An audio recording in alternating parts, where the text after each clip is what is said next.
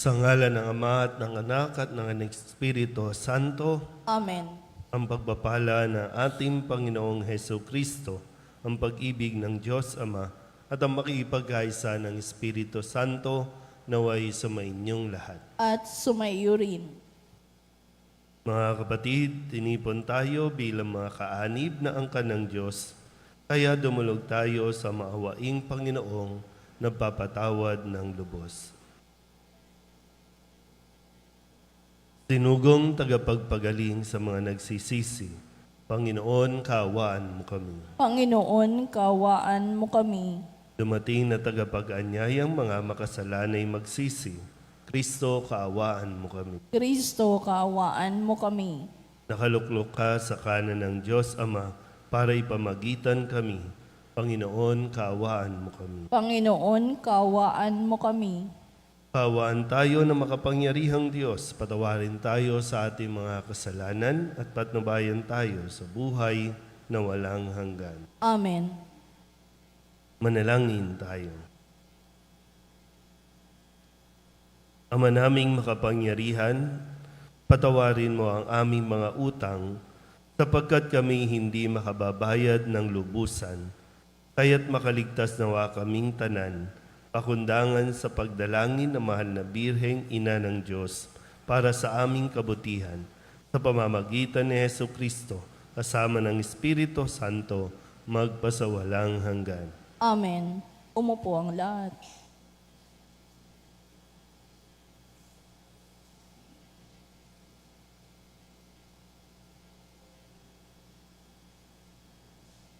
Pagbasa mula sa aklat ni Propeta Mikas. Sumpain ang mga nagbabalak ng kasamaan sa buong magdamag at maagang bumabangon upang ito'y isagawa. Inakamkam nila ang lupa ng may lupa. Inaagaw ang bahay na kanilang magustuhan. Hinahalughog nila ang mga bahay at sinasamsam ang mga ari-arian ng mga tao. Kaya nga, sinasabi ng Panginoon, may inihahanda akong parusa sa sambahayang ito at walang makapipigil sa akin. Hindi na kayo muling magmamataas at magpapalalo pagkaraan ng araw ng inyong kaparusahan. Sa araw na iyon, ay uuyamin kayo ng inyong mga kaaway at aawitan ng punebre ng kasawian. Ganap na kaming nalipol. Inalis na ng Diyos ang lupaing bahagi ng aming sambahayan at ibinigay sa mga bumihag sa amin. Kaya't wala na kayong mamanahing lupa na sa araw na yaoy hahatiin ng Panginoon para sa kanyang mga hinirang. Ang salita ng Diyos. Salamat sa Diyos. Salmong tugunan ang atin pong itutugon. Poon, huwag pabayaan ang mga nahihirapan. Tayo pong lahat. Poon, huwag pabayaan ang mga nahihirapan. O Panginoong Diyos, bakit ako nilayuan? Sa panahon ng bagabag, bakit nagtatago ikaw? Inaapi ang mahirap ng palalo't tampalasan. Naway ito ang mahuli sa patibong nilang umang. Tugon. Poon, huwag pabayaan ang mga nahihirapan. Ang masamay naghahambog sa buktot at nilalayon. Tinutuya ng masakim sinusumpa ang Panginoon. Sa kanyang paghahambog, ganito ang kanyang bulong. Hindi ako papansinin nitong Diyos na huhukom. Ganito ang iniisip sa tuwina ni iyong buhong. Tugon. Poon, huwag pabayaan ang mga nahihirapan. Sinungaling magsalita, tampalasat, pagbanta, at masakit kung mangusap, masama ang kanyang dila. Sa liblib ay nangungubli, nag-aabang, at ang nasay patayin ang walang salat, walang malay na nilikha. Tugon. Poon, huwag pabayaan ang mga nahihirapan. Kita mo ang nalulungkot, pati na ang nagdurusa. ika'y laging nakahanda sa pagtulong sa kanila. Ang wala nang maasahan ay sa iyo nagpupunta, pagkat di ka nagkakait ng tulong mo sa kanila. Tugon. Poon, huwag pabayaan ang mga nahihirapan. Tumayo ang lahat.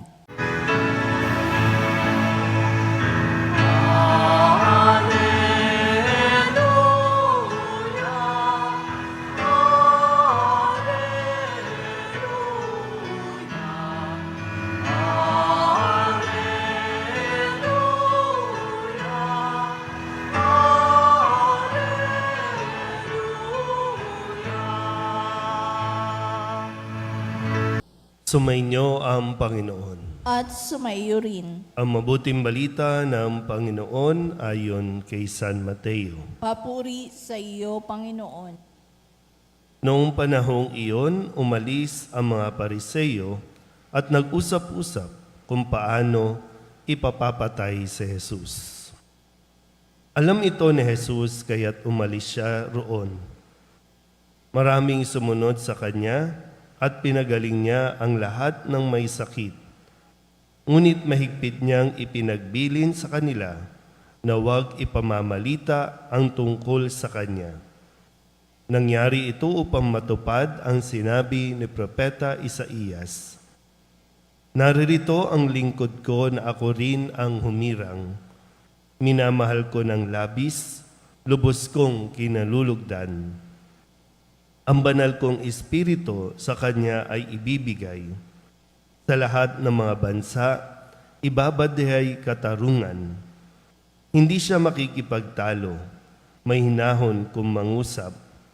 Ang tinig niya sa lansangay, tinig lamang na paanas.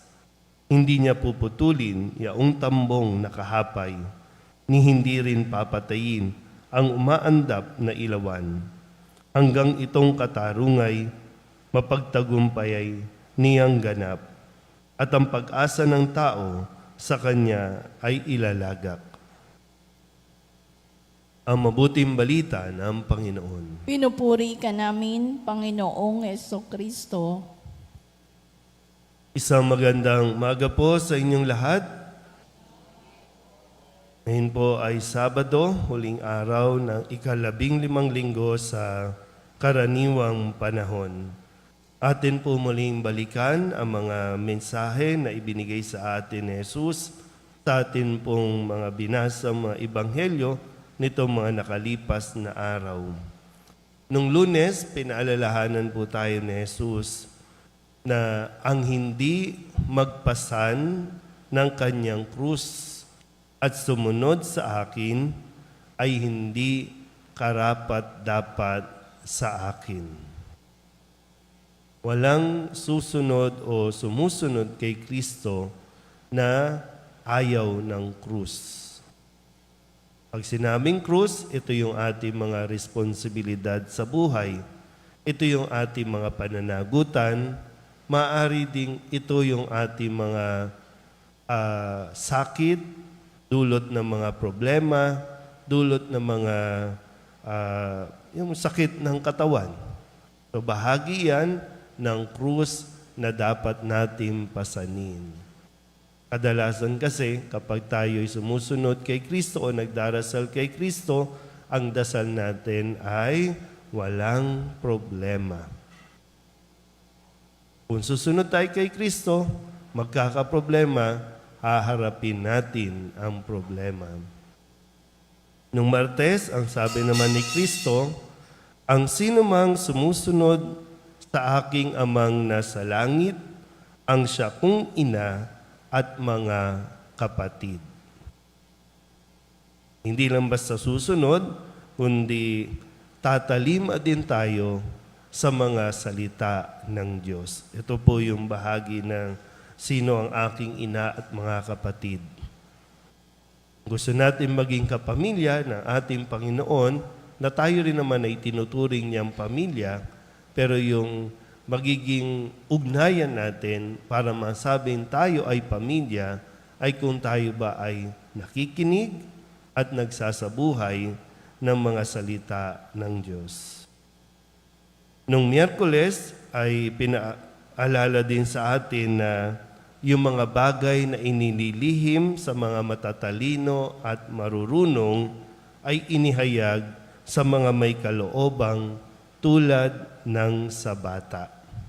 Yung kalooban ng tulad ng sa bata, ibig sabihin niya yung laging may puwang sa ating pagkatao na mag-absorb at tumanggap ng salita mula sa ating Ama. Kasi yung hindi magandang aspeto ng pagtanda, no, habang tumatanda ay yung ayaw na nating makinig. Kasi gusto natin patunayan na kaya na natin. Nung Huwebes naman, ang sabi naman ni Kristo, pasanin ninyo ang aking pamatok at mag-aral kayo sa akin. Ito yung paanyaya ni Jesus na kung kayo'y napapagod, nabibigatan sa inyong pasanin, lumapit kayo at papahingahin ko kayo. At habang nagpapahinga, matuto tayo kay Kristo. Kahapon, pinaalala ulit sa atin na hindi sa mga pagsunod lang sa mga legality, hindi sa pagsunod lang sa mga ritual, hindi sa pagsunod lang ng mga tradisyon, kundi mas tinitingnan ng Diyos yung puso natin kung tayo ba ay nagiging mahabagin. Kaya nga sabi niya, habag ang ibig ko, hindi hain. Kaya kahit anong sakripisyo, pagpapakasakit ang gawin mo, ang gawin natin, kung hindi tayo nagkakaroon ng pusong mahabagin sa ating kapwa, mawawalan ng saysayan. At ngayon, matapos na sabihin ito lahat ni Jesus, narinig natin sa Ebanghelyo na siya po ay pinagpaplanuhan ng patayin. At sino itong gusto nilang patayin?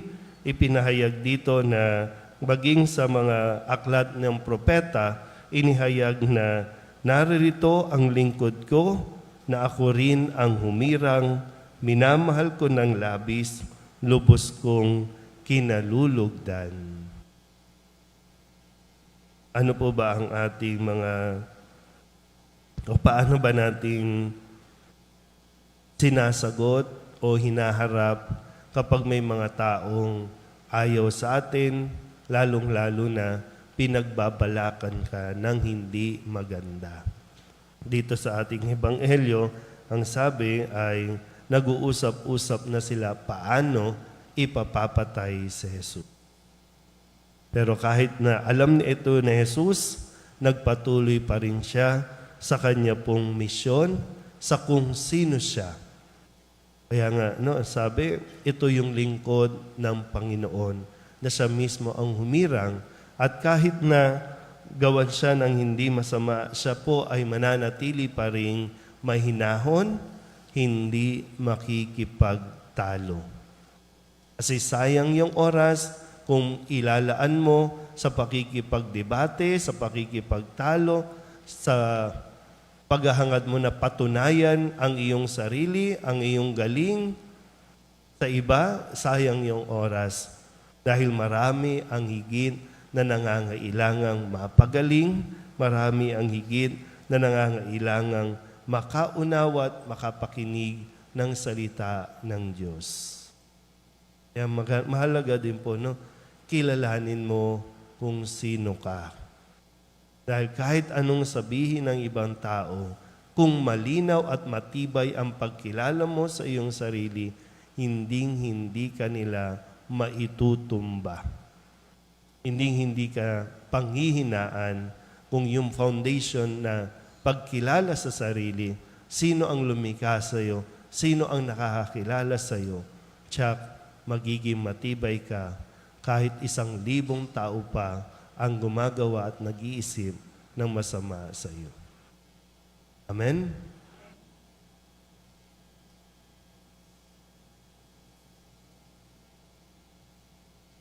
Mahabaging Ama, marapatin po ninyong dinggin ang aming mga panalangin sapagkat nananampalataya kami sa iyong anak, aming Panginoong Hesu Kristo. Lumalapit kami sa Kanya sa pamamagitan ni Maria. Bilang isang sambayanan, taimtim tayong manalangin at sabihin, sa pamamagitan ng mahal na Birhen ng Solidad, Ama, pakinggan mo kami. Sa pamamagitan ng mahal na Birhen ng Soledad, Ama, pakinggan mo kami. Sa pamamagitan ng aming binyag, kami ay tinawag mo sa pananampalataya. Naway patuloy kaming tumugon sa tawag ng mahal na Birhen ng Soledad para sa pagbabalik loob, pagsisisi, at pagtatalaga ng aming mga sarili sa Diyos. Manalangin tayo. Sa pamamagitan ng mahal na Birhen ng Soledad, Ama, pakinggan mo kami. Ama, idinudulog namin sa iyo ang mga pinuno ng aming pamahalaan. Ipagkaloob po sa kanila ang katapatan sa paglilingkod at naway kumilos sila para sa ikabubuti ng sambayanang Pilipino, lalo na ang mga nagugutom at naghihirap. Manalangin tayo. Sa pamamagitan ng mahal na Birhen ng Soledad, Ama, pakinggan mo kami. Ama, inilalapit namin sa iyo ang aming parokya, ang Nuestra Señora de la Soledad, at ang mga samahan na bumubuo nito. Gayon din ang Archdiocese ng Maynila at ang Simbahang Katolika sa bawat sulok ng mundo.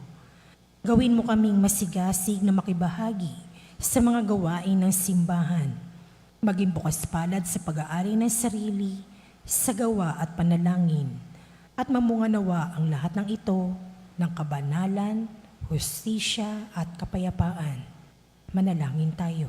Sa pamamagitan ng mahal na Birhen ng Soledad, Ama, pakinggan mo kami. Si Jesus ay nananatili sa ating piling sa Santisimo Sakramento.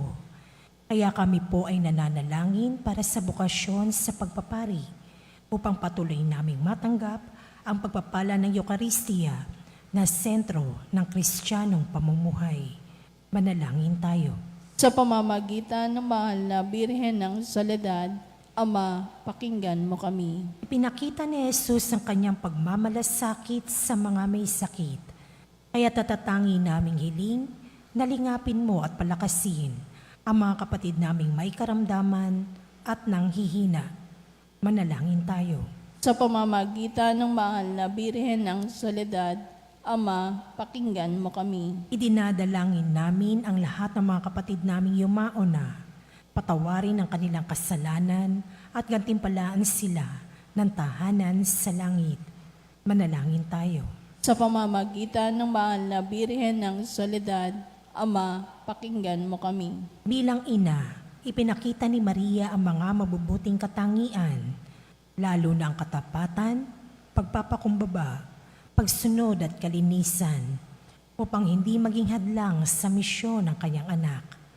Kaya itinataas namin sa iyo ang mga kababaihan at mga ina ng tahanan na pagkalooban mo sila ng puso tulad ng kay Maria at maging inspirasyon nawa sila ng aming pamayanan at ng bawat mag-anak. Manalangin tayo. Sa pamamagitan ng mahal na Birhen ng Soledad, Ama, pakinggan mo kami. Ama, buong kapakumbabaan naming itinataas sa iyo ang aming mga pangangailangan. Kalakip ang panalangin ng mahal na Birhen ng Solidad. Inihiling namin ito sa pamamagitan ni Jesucristong aming Panginoon. Amen. Umupo ang lahat.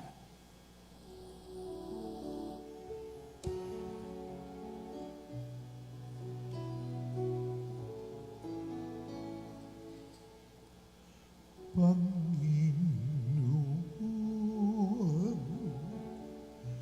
aming alay, itong alak at tinapay sa altar mo.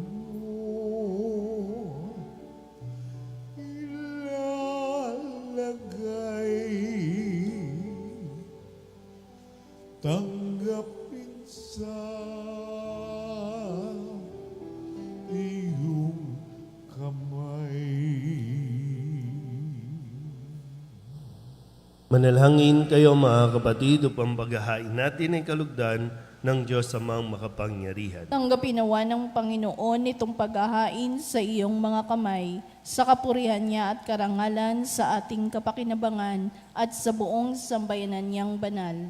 Ama naming lumikha, ang iyong nagkatawang taong anak ay tumulong nawa sa aming ginagawa upang siya na iniluwal ni Maria nang di bumawas kundi lalo pang nagpaganap sa pagkabirhen ay magpagindapat na kalugdan mo ang aming paghahain sa ikapagpapatawad ng mga kasalanan, sapagkat siya ang Panginoong kasama mo at ng Espiritu Santo magpasawalang hanggan. Amen. Sumainyo ang Panginoon. At sumaiyo rin. Itaas sa Diyos ang inyong puso at diwa. Itinaas na namin sa Panginoon. Pasalamatan natin ang Panginoong ating Diyos. Marapat na siya ay pasalamatan. Ama naming makapangyarihan, tunay ngang marapat na ikaw ay aming pasalamatan.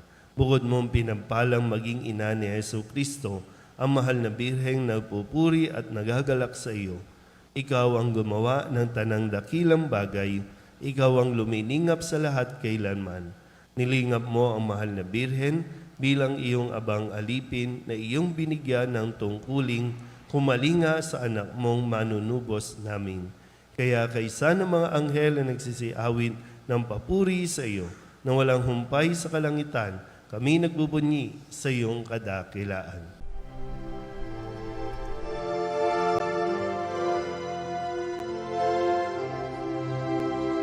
Santo, Santo, Santo, Panginoong Diyos makapangyarihan, napupuno ang langit at lupa ng kalwalhatian mo. Hosana sa kaitaasan,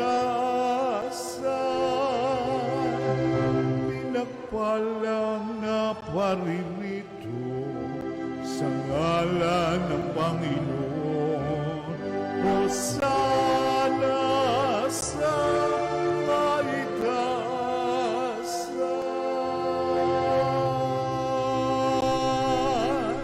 Ama naming banal, ikaw ang bukal ng tanang kabanalan. Kaya sa pamamagitan ng iyong Espiritu, gawin mong banal ang mga kaloob na ito upang para sa aming maging katawan at dugo ng aming Panginoong Hesu Kristo. Bago niya pinagtisang kusang loob na maging handog, hinawakan niya ang tinapay, pinasalamatan kaniya, pinaghati-hati ni iyon, iniabot sa kanyang mga alagad at sinabi, "Tanggapin ninyong lahat ito at kanin, ito ang aking katawan na ihahandog para sa inyo."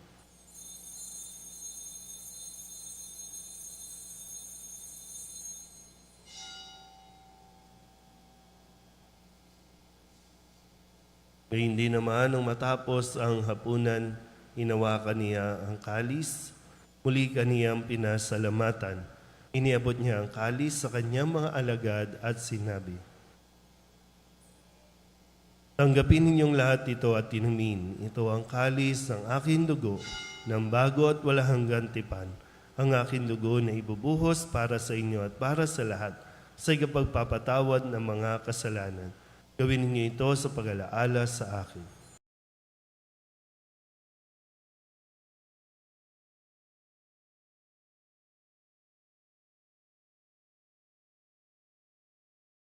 Ipagbunyi natin ang misteryo ng pananampalataya. Si Kristo'y namatay, si Kristo'y nabuhay, si Kristo'y babalik sa wakas ng panahon.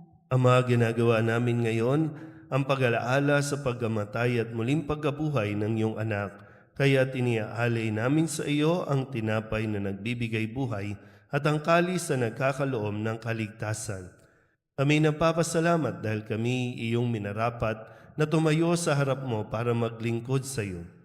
Isinasamo namin kami magsasalo-salo sa katawan at dugo ni Kristo ay mabuklod sa pagkakaisa sa pamamagitan ng Espiritu Santo. Ama, lingapin mo ang iyong simbahang laganap sa buong daigdig.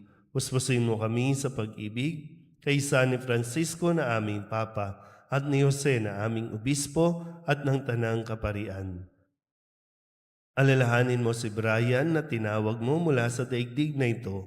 Nung siya'y binyagan, siya'y nakaisa ni Kristo sa pagkamatay. Ngayong siya'y pumanaw, naway makaisa siya ni Kristo sa pagkabuhay. Alalahanin mo rin ang mga kapatid naming nahimlay na may pag-asang sila'y muling mabubuhay, gayon din ang lahat ng mga pumanaw. Tawaan mo sila at patuloyin sa iyong kaliwanagan. Tawaan mo at pagindapating kaming lahat na makasalo sa iyong buhay na walang wakas. Kaysa ng mahal na Birhen Maria, na ina ng Diyos, ng kabiyak ng puso niyang si San Jose, kaysa ng mga apostol at ng lahat ng mga banal na namuhay dito sa daigdig ng kalugod-lugod sa iyo, may pagdiwang nawa namin ang papupuri sa ikararangal mo sa pamamagitan ng iyong anak na aming Panginoong Heso Kristo. Sa pamamagitan ni Kristo, kasama niya at sa Kanya, ang lahat ng parangal at papuri ay sa iyo, Diyos Amang makapangyarihan, kasama ng Espiritu Santo, magpasawalang hanggan. Amen.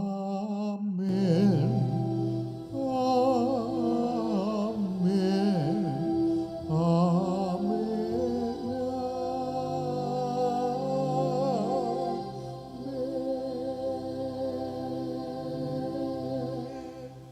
Sa tagubilin ng mga nakagagaling na utos at turo ni Jesus sa Panginoon natin na Diyos, ipahayag natin ang lakas loob.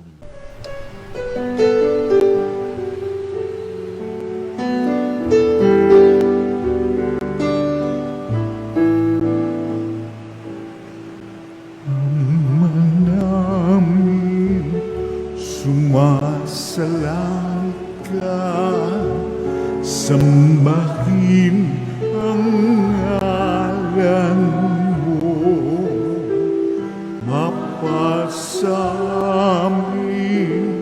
ang kaharian mo, sundin ang loob mo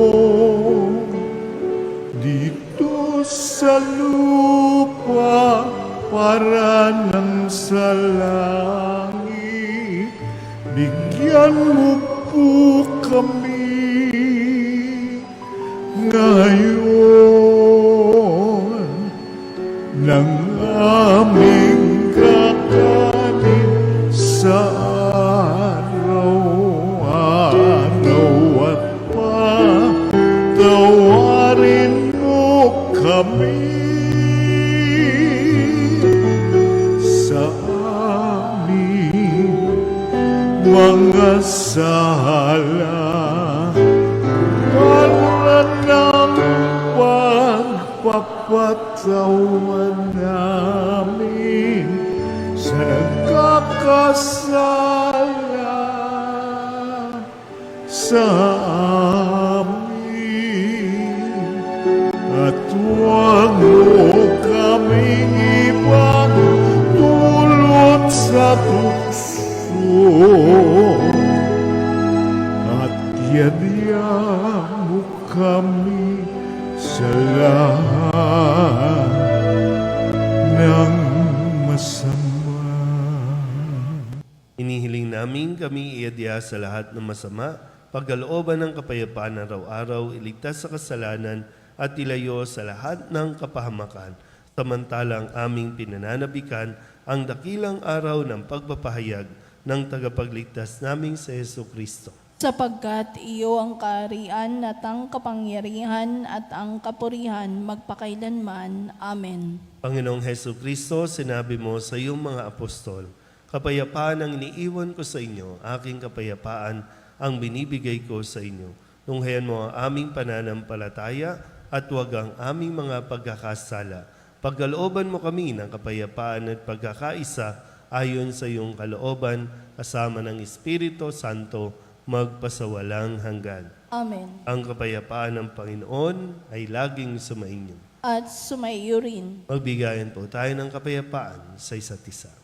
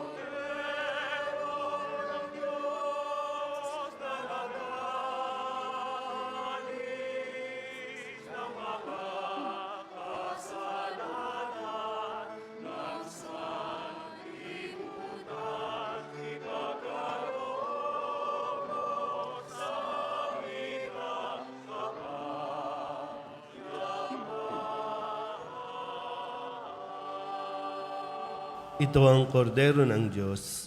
Ito ang nag-aalis ng kasalanan ng sanlibutan. Mapalad ang mga inaanyayahan sa kanyang piging. Panginoon, hindi ako karapat-dapat na magpatuloy sa iyo, ngunit sa isang salita mo lamang ay gagaling na ako.